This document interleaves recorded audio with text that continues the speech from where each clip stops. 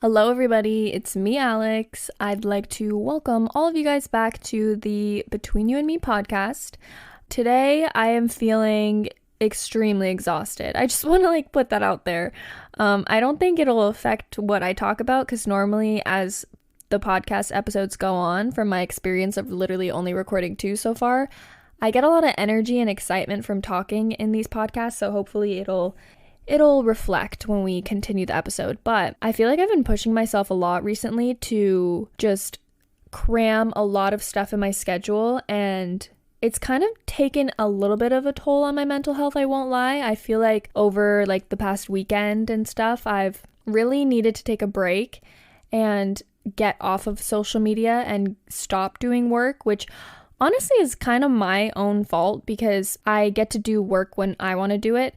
And sometimes I choose the worst times, like on the weekend when I should be relaxing, when I could have gotten it done during the week, but I decided to play video games till 3 in the morning. So yeah, there's some personal things that have to be adjusted in my lifestyle to make sure that I have enough time to be doing what I care about and my own work, and then also having time for myself. But with that being said, this is the last piece of work I have to do for the day, and it's 7 p.m., but I did start working at 12. So, I guess it's still kind of a long work day. But anyways, not the point of this episode. But before I get into kind of what we're going to be talking about today, I do want to really thank you guys so much for all the positive feedback that I've gotten on the past 2 episodes.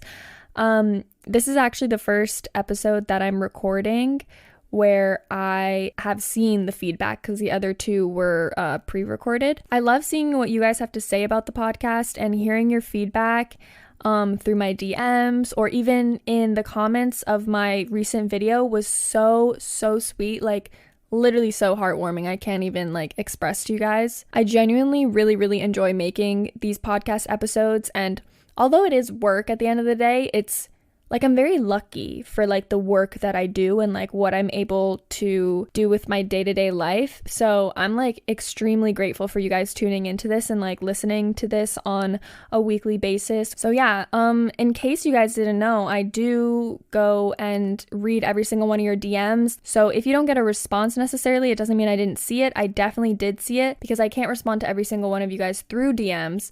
A lot of your guys' DMs are actually questions to me.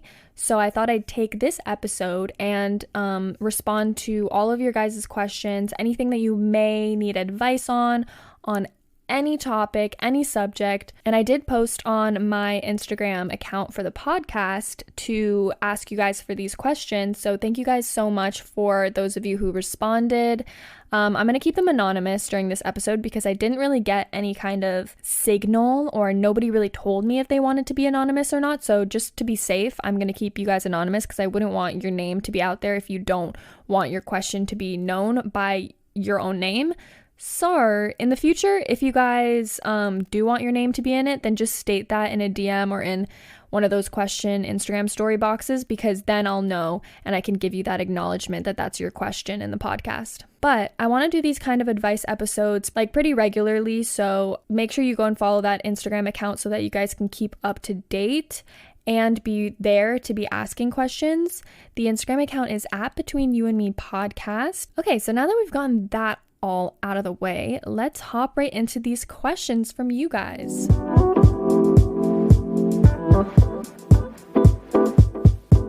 Okay, these questions really have no order, reason, or rhyme. I literally just wrote them down based on what I saw first, so I'm just going to go through them randomly. But the first one that I see here is, how do you deal with jealousy? Any tips? I'm assuming that this is kind of in a relationship basis. Or it could be, actually, I guess it could really be with anything. The person didn't specify.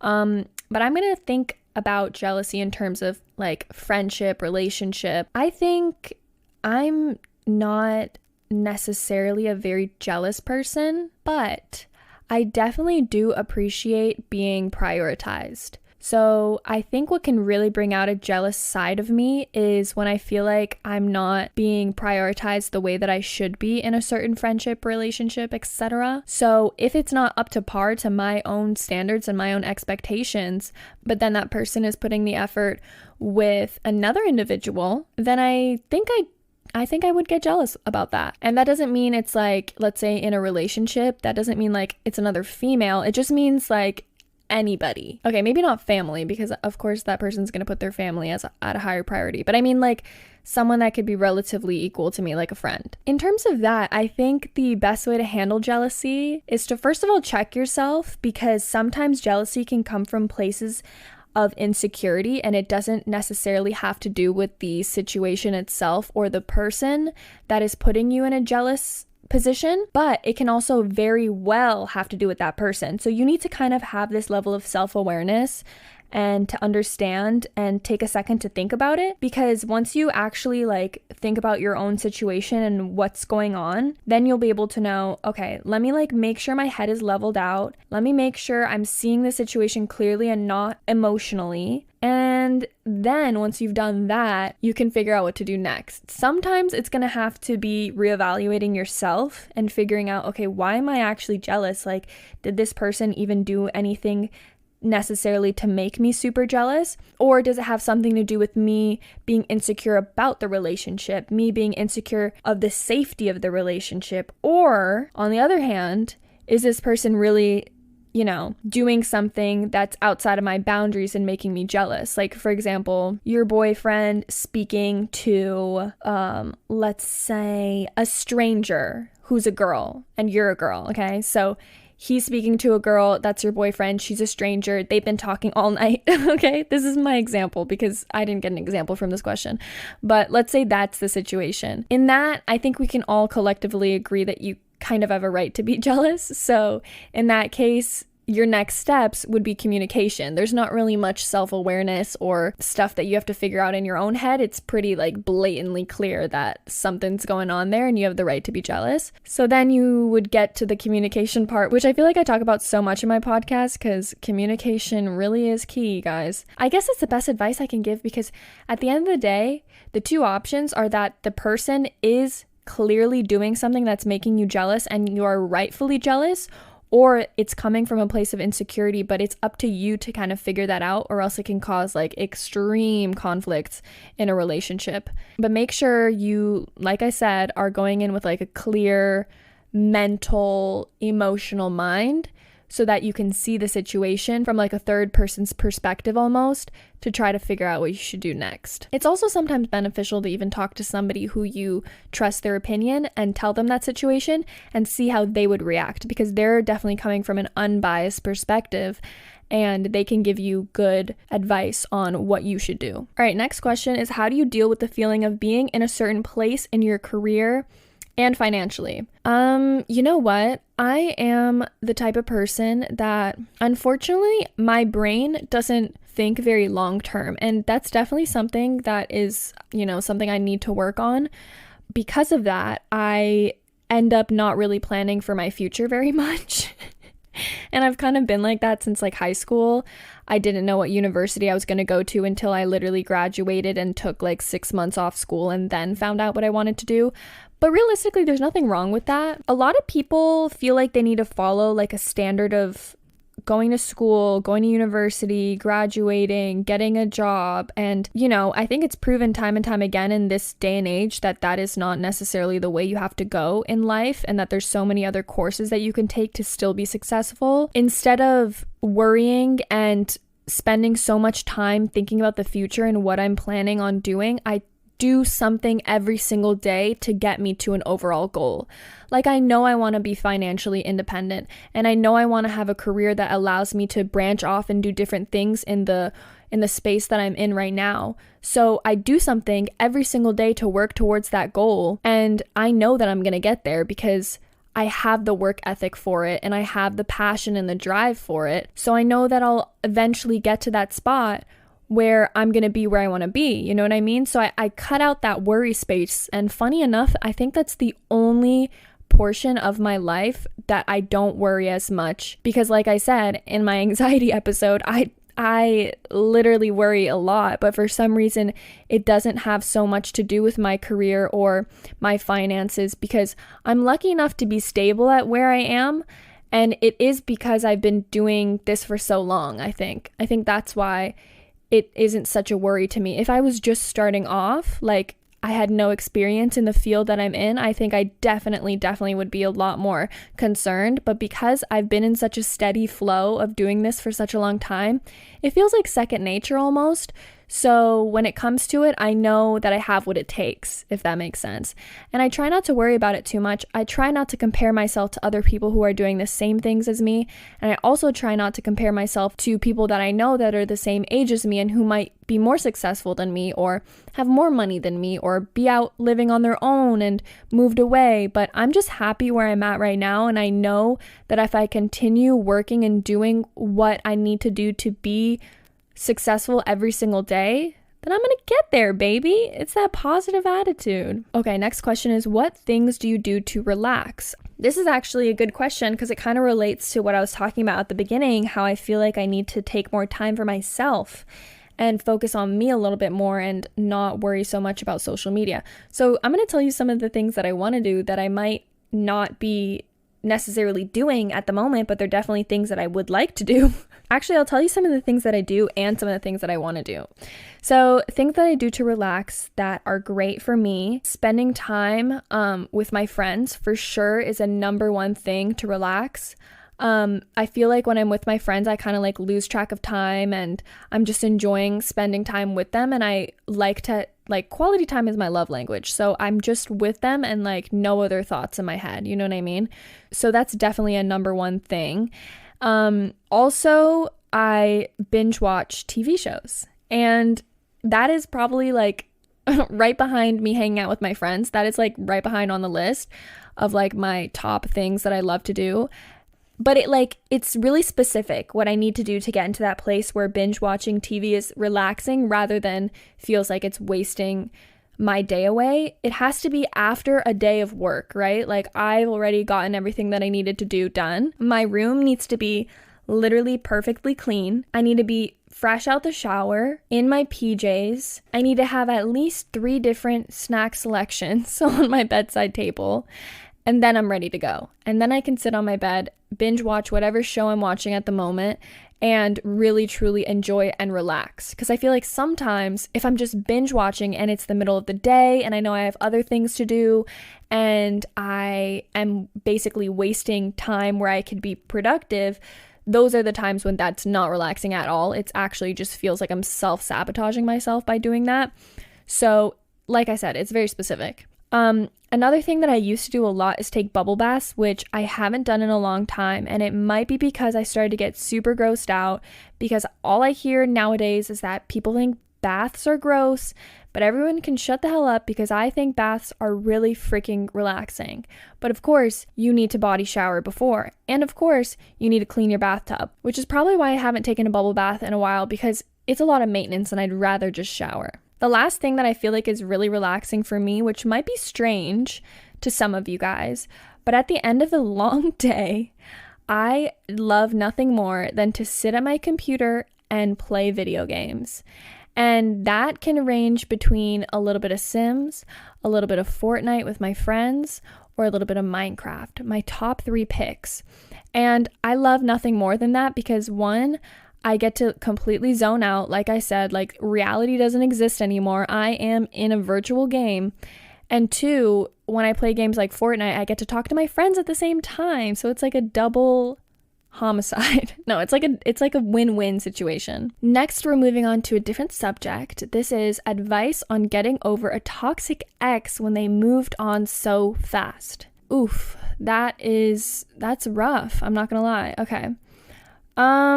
My experience in the toxic ex world is not large. I don't have one. So I don't really know. Okay, let me think. Okay, obviously I'm going to state the very, very obvious things that you should do, which is to block them on all forms of social media. And I know it can be really difficult to do that, but I think you simply stating that they're a toxic person just goes to show that you should do everything in your power to keep them out of your life. And I understand that when you're in a relationship with someone and you're no longer with them anymore, like that feeling of like pain and everything that you go through kind of makes you still idolize them in a way. I don't know if that makes sense, but like even if somebody's toxic in your life, like when they're gone, you almost start to see the good parts of them before you can like really settle down and see how awful and toxic that they were. So I'd say, of course, like I said, just remove them on all forms of social media, delete their number, block it for sure, because you never know. If you're saying they're toxic, they might just come back and try to fuck with you. So definitely remove them from all sources of them being able to contact you again. Number 2 is to just accept all the emotions that are going to come with this relationship ending, because there's going to be a time period where you're just not going to feel normal. You know what I mean? And like, you're not going to feel like yourself. You're going to have a lot of emotions that are coming up. And, you know, I heard this time and time again, you have to accept all those feelings. You need to sit with them and then allow them to move through and out of you before you're going to be able to feel like you can start a new chapter of your life. So although you might see your ex moving on, bro, trust me, like they're not doing it the healthy way. Everything is going to catch up with them, and you don't want to wish any bad on them necessarily, but just know that they're not going to be happy any quicker than you are. And on top of that, just make sure that you're giving yourself what you need and you're listening to yourself. Like if you just want to sit in bed all day and cry and, you know, read a book or watch a movie or eat snacks or just like literally rot, then do that. Okay, just don't stay in that situation for too long, and try and always do little things when you're feeling that, you know, because emotions come in waves. When you're feeling those like little waves of the emotion not being so high, then go and do something that you need to do, like brush your teeth, take a shower, organize your room. And then when those emotions hit again, then just, you know, sit with them and relax in them, let them go through you. And then of course, once you get to like a place where you feel more like yourself again and you're ready to go out there and meet new people and, you know, explore further options, I think a big thing that you need to kind of go through yourself is the ways that that toxic relationship could have affected you and kind of change the way that you look at relationships now. Because unfortunately, a lot of the times people get into really toxic relationships like the one that you're speaking about. So I think that in those situations, you have to be really cautious of how it could affect your further relationships with people. And a lot of the times, these kinds of situations can be huge learning experiences, like huge learning experiences of what you no longer would like in any sort of relationship, and then also learning experiences of what you're able to tolerate. So it's like you learn more about yourself and then you learn more about what you want in another partner. I think overall, it's just like you come out of that experience like growing so much as a person that it'll give you so much more happiness, and knowing that you left behind somebody that didn't deserve you and was treating you terribly is like just 10 times that feeling. Like you're gonna leave out of this sadness and, you know, depression almost and feel like a new person. So I want you to look forward to that, because once you go through all the hard work of, you know, deconstructing everything that relationship did to you and focusing more on yourself than you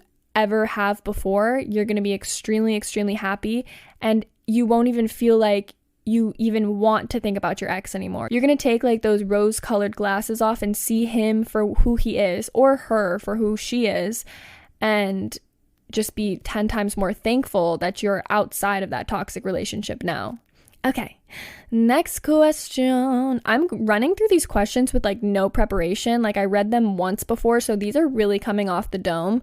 Normally I kind of like mentally process what I'm going to be talking about in these episodes, so I really hope this is making sense to you guys, and I really hope you're getting something useful out of this. All right, the next question is, do you regret anything in your life? Now, this is actually one of the questions that I did think about, so I want to say no, but of course I do have regrets.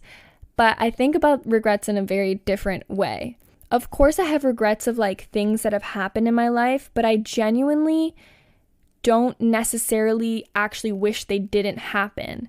Like in the moment, like you wish things were different. Like when I look back at a certain situation, which I'm going to explain, like I feel like I do regret being the way that I was, but then I also look at myself now and I'm like, I wouldn't be who I am now if I didn't do these things or these things didn't happen to me. So realistically, do I believe in regret? I don't know. But if I did believe in it, then I think my biggest regret, I mean, it's the first thing that comes to mind, would probably be the way that I handled my anxiety within like the first couple years. If you haven't heard the first episode, this might not make that much sense to you, but the way that I was describing to you guys, like how I let my anxiety control me, I almost feel like I missed out on life. Like genuinely, I feel like I missed out on my friendships during that time. I missed out on my relationship during that time.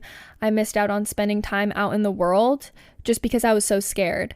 And it took, like, I lived like a good year or two inside of my head. So it's like crazy to think about it now, the way that I live versus the way that I lived at that time. And that's my only regret, because I feel like I missed out on like so many life experiences and things that I was just like constantly anxious throughout that I didn't really get to enjoy. Like there were so many events that took place, like little trips or things that I got to do with people, that I was anxious the whole entire time that I didn't get to like fully mentally, physically, and emotionally be in that moment. So I think that's like one of my regrets, is that I kind of let that anxiety take over me during that portion of my life, that I didn't really live it. But then again, like I said, I wouldn't be where I am if those things didn't happen. So I'm a strong believer of, you know, everything that's meant to be will be, and that you don't miss out on anything that is for you. So, you know, that question kind of contradicts my own answer, but I hope that it still made sense. All right, next question is how to feel confident and happy with yourself.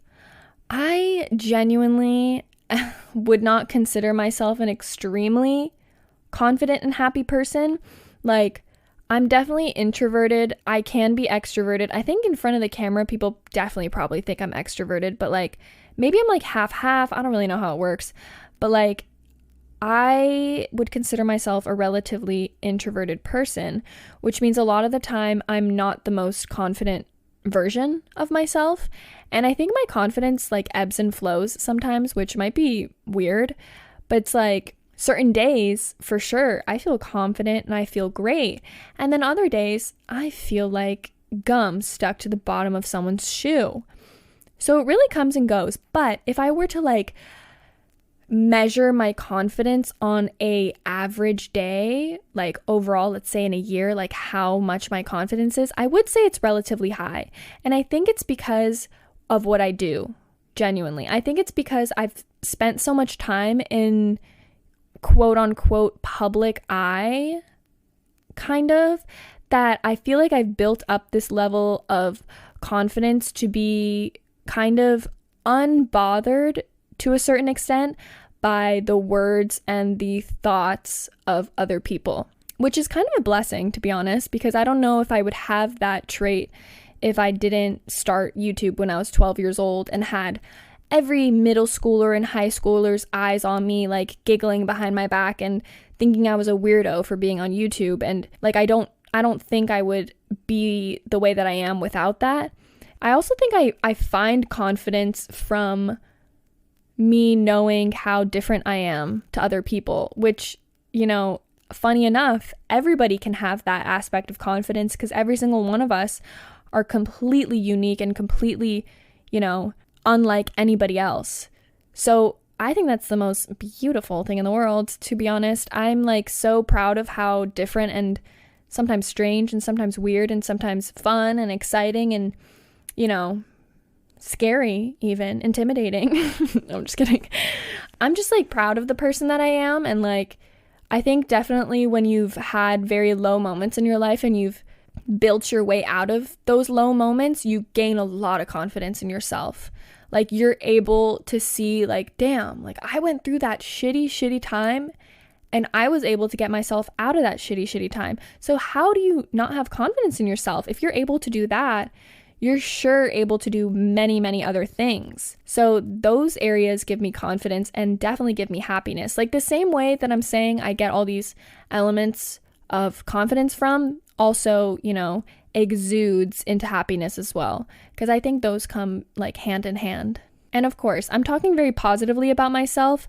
Like I said, I have down moments. I have moments where I've lost all confidence in myself. Like during the time that I was struggling with my mental health the most, I was the least confident version of myself.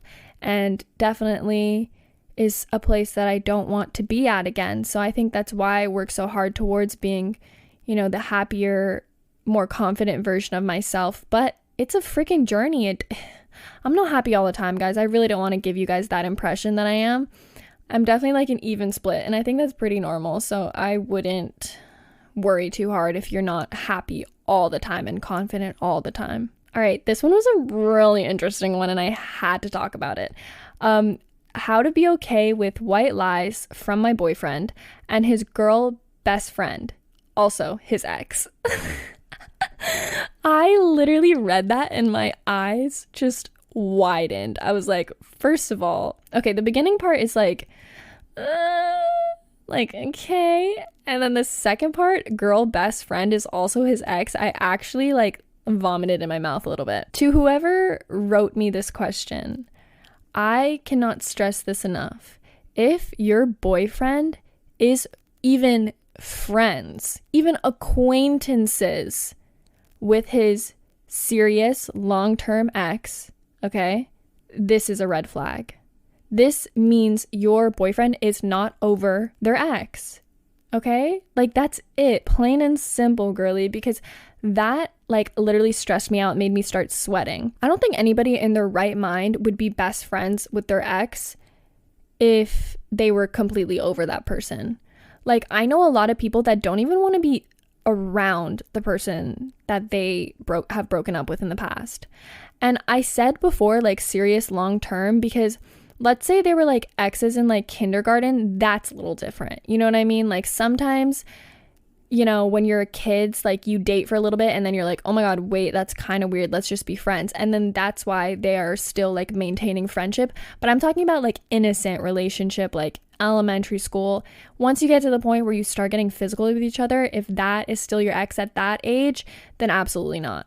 I'm talking about innocent ones here. But as I was saying, like, if that is your situation, like, ignore the white lies. Like, that's actually nothing compared to the fact that he's literally friends with his ex. And you're saying best friends? So you're telling me they hang out one-on-one and they used to date?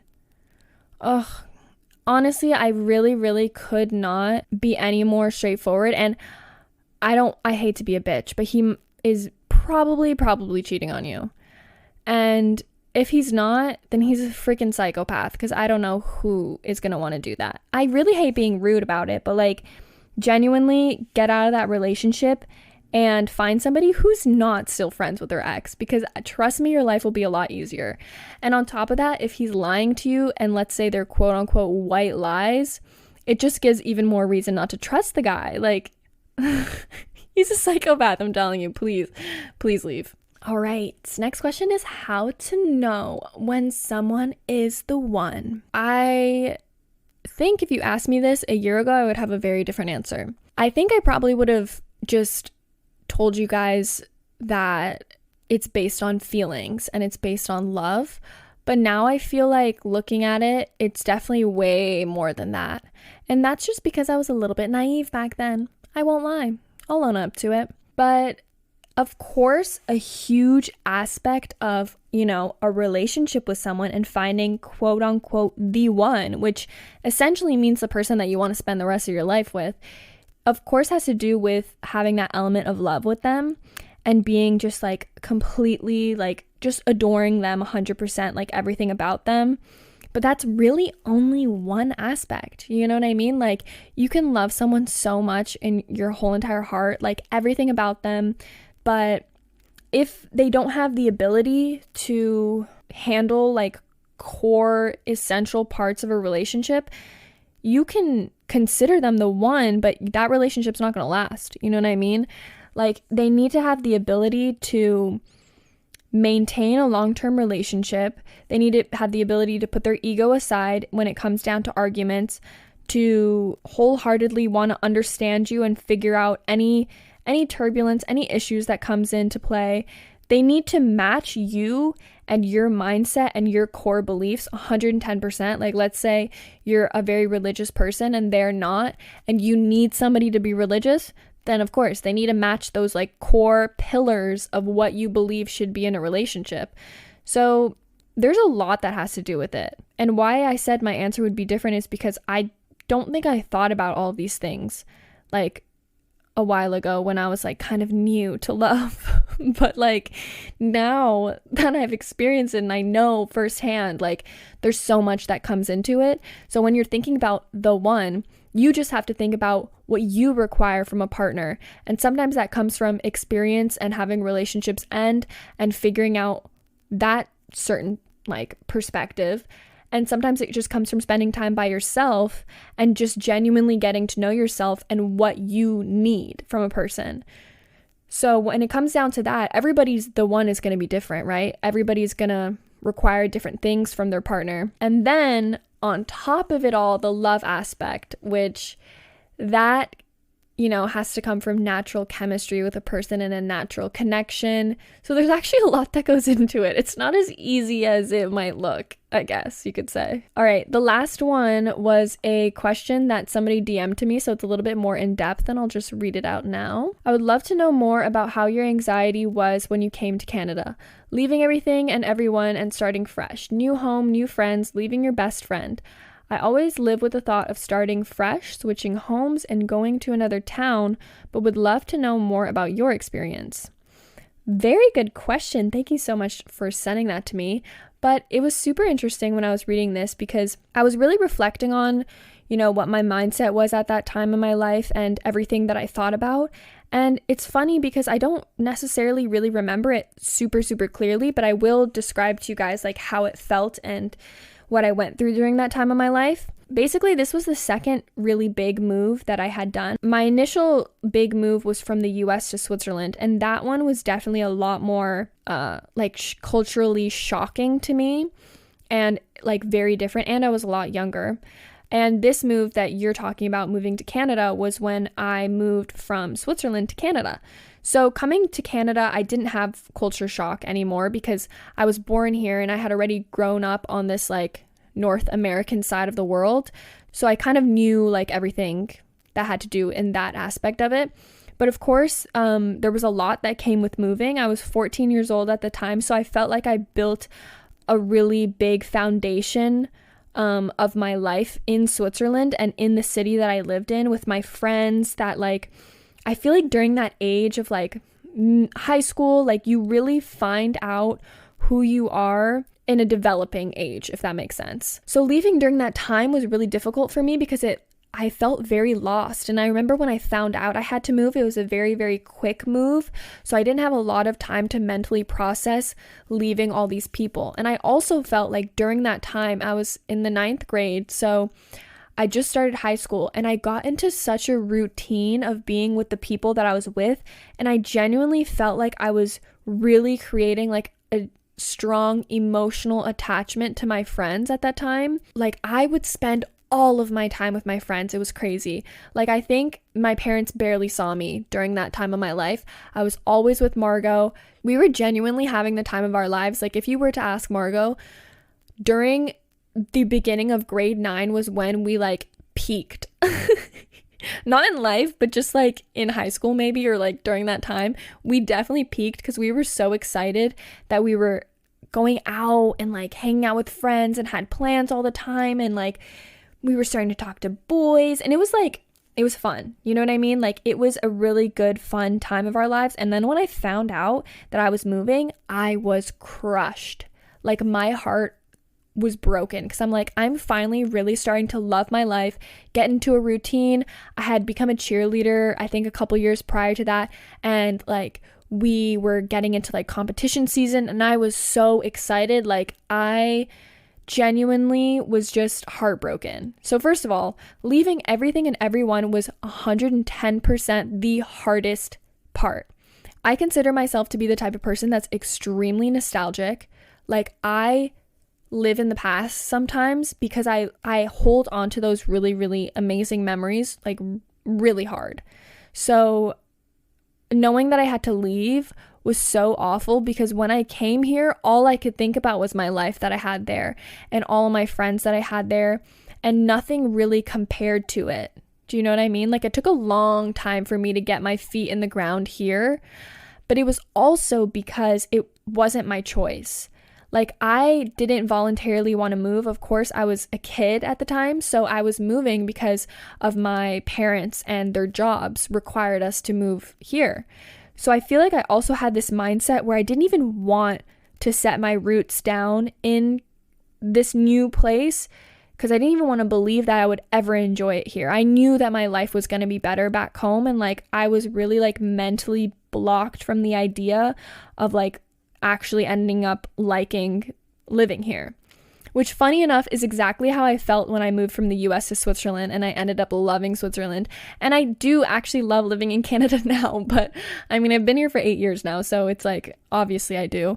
But I feel like if it's something that you're, making the conscious decision to leave and it feels right for you, of course there's going to be a level of uncomfortableness, maybe even anxiety and stress, because you're leaving like so many things that you are so used to.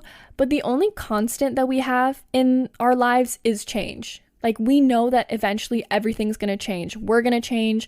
Our environment's going to change. The people around us is going to change. So sometimes there's an element of like safety in controlling change, if that makes sense. Like, you get to decide your change.